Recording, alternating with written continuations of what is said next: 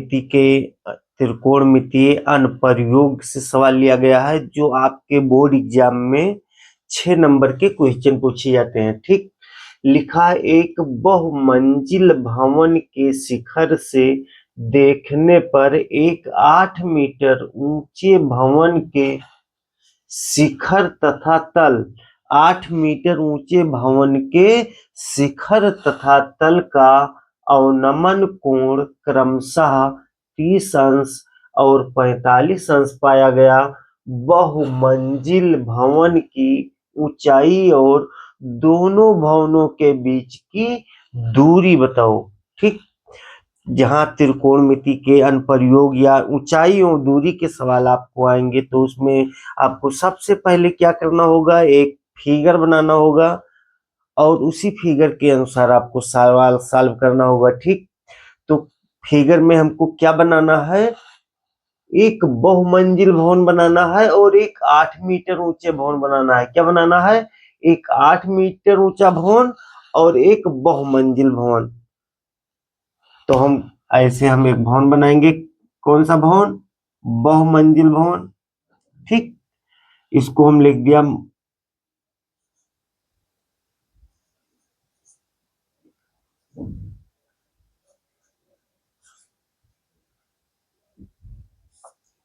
बहुमंजिल भवन, और एक मान लीजिए हम 8 मीटर का भवन बना दिए।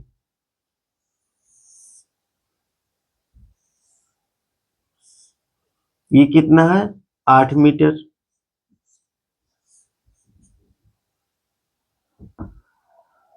सीधा लीजिए।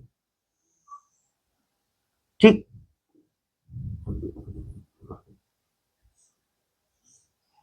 आठ मीटर भवन।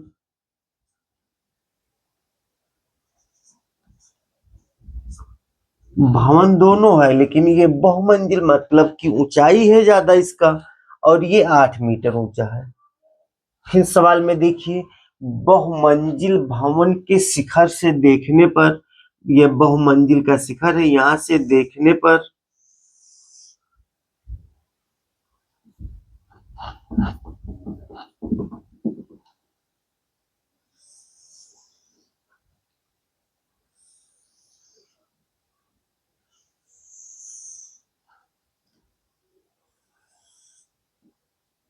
देखने पर कितने अंश का कोण बनता है, यहां ध्यान दीजिए 30 अंश और 45 अंश का कोण बन रहा है। और अवनमन कोण बन रहा है तो यहाँ आपको अवनमन कोण का यहाँ संकेत देना पड़ेगा। ठीक,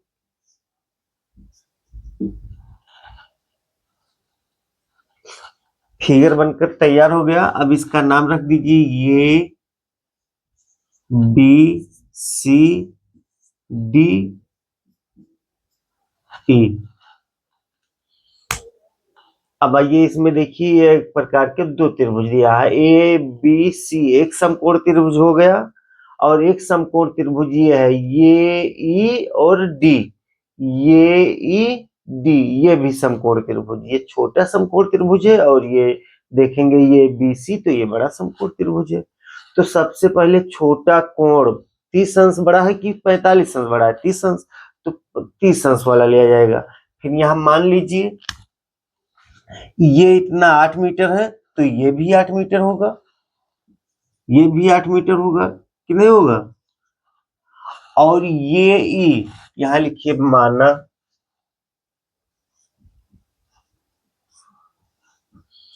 ये ई बराबर 8 मीटर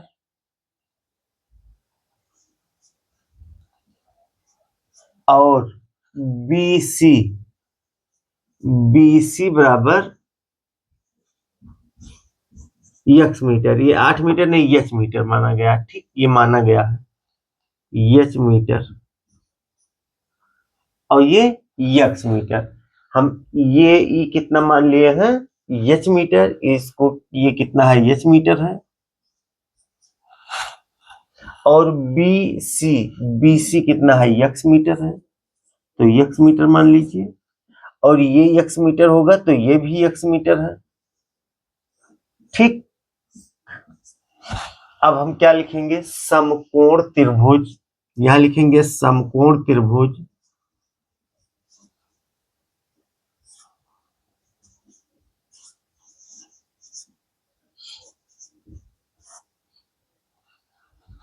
ये ई डी से, कौन सा त्रिभुज, ये ई डी से tan थीटा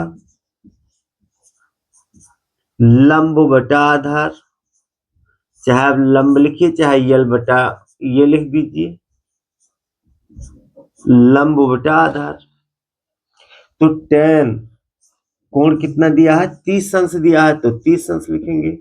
और इसका जब ये हम 30 अंश लेंगे तो इसका ये आधार हो जाएगा और ये लंब हो जाएगा। तो लंब कितना है, यच, और आधार कितना हो जाएगा, यक्स हो जाएगा। और tan 30 अंश का मान कितना याद कर लीजिए, 1/√3 बराबर यच बटा यक्स। यक्स को हम यक्स से गुणा करेंगे तो यक्स से कर्णम यक्स, और यच को √3 से गुणा करेंगे तो √3 यच हो गया। ठीक, यक्स बराबर कितना आ गया, यच √3 मीटर। अब हम क्या करेंगे, छोटा वाला त्रिभुज के लिए थे, अब उसके बाद में tan 45 अंश लेंगे। क्या लेंगे, tan 45 अंश। तो यहां लिखिए समकोण त्रिभुज,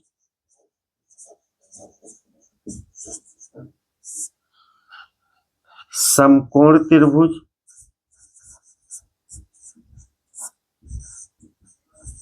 ये BC से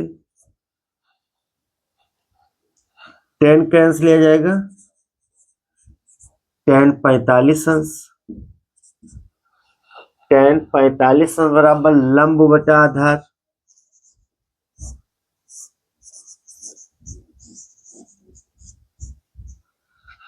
tan 45 अंश के मान 1/1 होता है।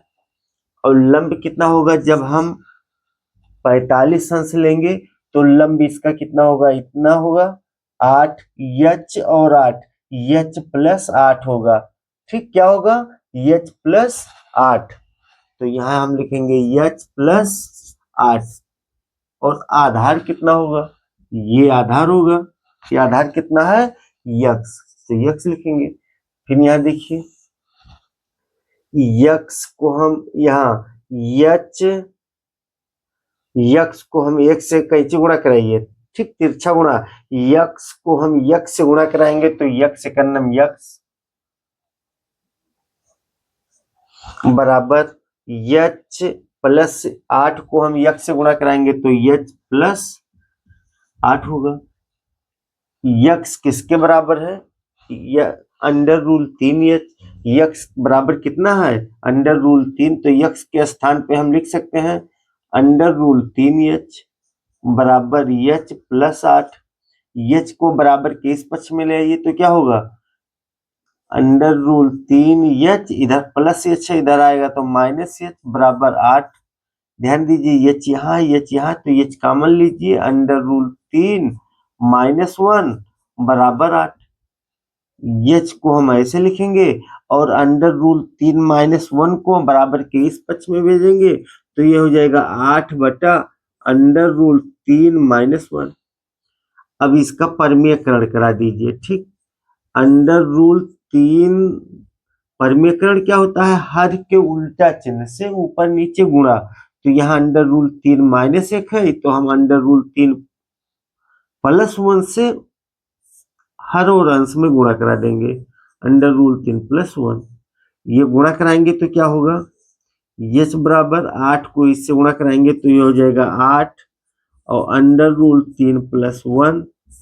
यहाँ देखिए दो वर्गों का अंतर, √3 का स्क्वायर करेंगे तो 3 हो जाएगा, -1 का स्क्वायर करेंगे तो 1। √3 दो वर्गों का अंतर, ये स्क्वायर माइनस बी स्क्वायर, तो √3 का स्क्वायर करेंगे तो 3 और 1 का स्क्वायर करेंगे तो 1।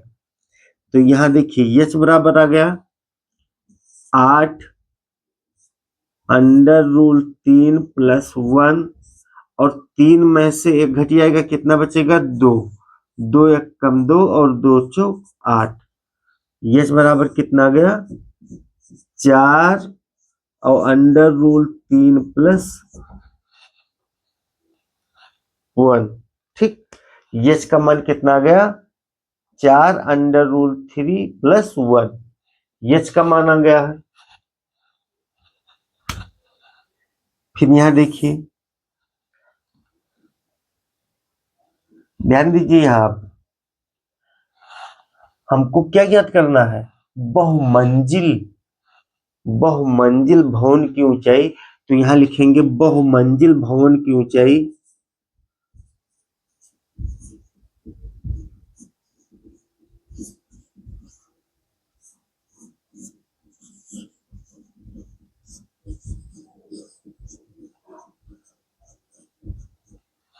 क्या हो जाएगा, h प्लस 8।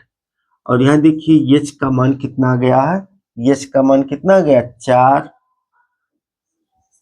ब्रैकेट में अंडर रूल 3 प्लस 1 प्लस 8, ये हो जाएगा 4 अंडर रूल 3, 4 ब्रैकेट खुलेगा क्या होगा, 4 से गुणा होगा, तो 4 को अंडर रूल 3 से गुणा कराएंगे, 4 अंडर रूल 3 प्लस 4 एक कम 4 और प्लस 8, ये हो जाएगा 4 अंडर रूल 3 प्लस 8 और 4, 8 4 12 हो जाएगा। यहाँ 4 कॉमन लीजिए तो 4 कॉमन हो जाएगा, तो ये हो जाएगा अंडर रूल 3 प्लस 4 से पहाड़ा पढ़िए 12 से ज्यादा ना हो तो 4 3 12। ये क्या आ गया आपका, बहुमंजिल भवन की ऊंचाई आ गया, तो इतना मीटर।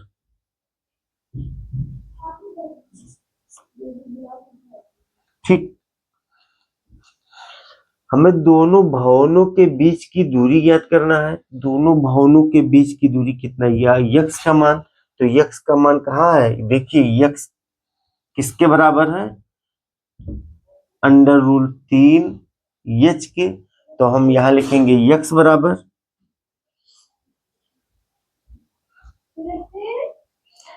क्या लिखेंगे, यक्स बराबर, यक्स किसके बराबर है, under rule 3 H, under rule 3 H. तो इसे हम लिख सकते हैं अंडर रूल 3 एच। तो अंडर रूल 3 और एच का मान कहाँ है, याद आ गया, एच का मान कितना गया,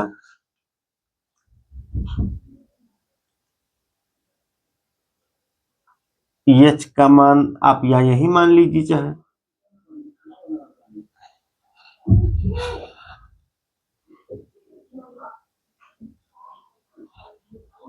यहाँ मान रख दिया जाए कि यहाँ रख दिया जाए, ठीक, यक्स बराबर यहाँ रख दिया जाए, आसान हो जाएगा ज्यादा। यक्स किसके बराबर है, देखिए